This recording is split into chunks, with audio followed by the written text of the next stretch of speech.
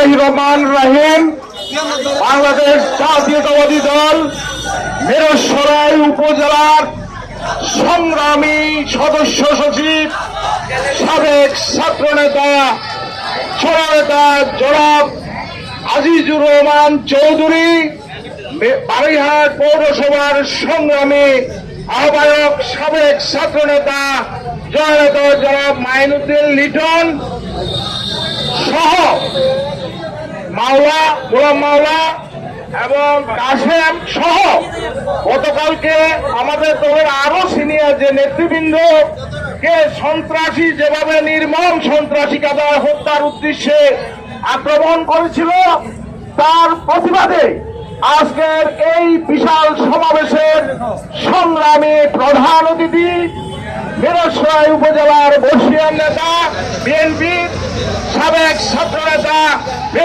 চট্টগ্রাম উত্তর জেলা বিএনপির সংগ্রামী যুগ্ম আহ্বায়ক, মিরসরাইয়ের কৃতি সন্তান জননেতা জনাব নুরুল আমিন ভাই উপস্থিত। আজকের এই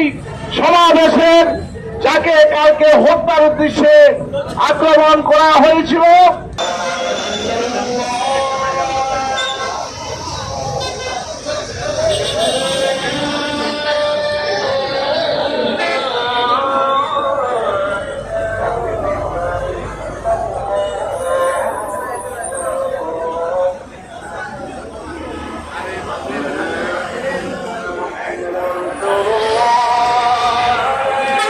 দল মিরসরাই উপজেলা শাখার সিনিয়র যুগ্ম আহ্বায়ক, চট্টগ্রাম উত্তর জেলার সংগ্রামী সদস্য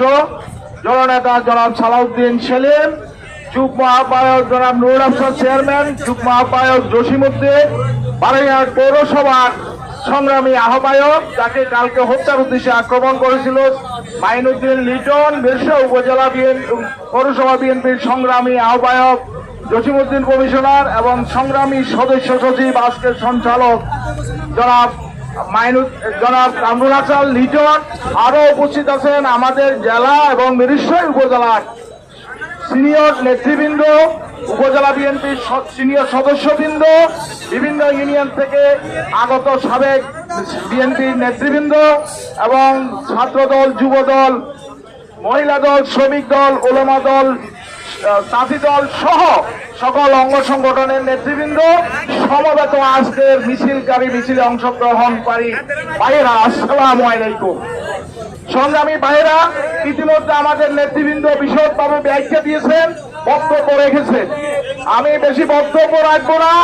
আমি শুধু আপনাদেরকে এই কারণেই ধন্যবাদ দিব,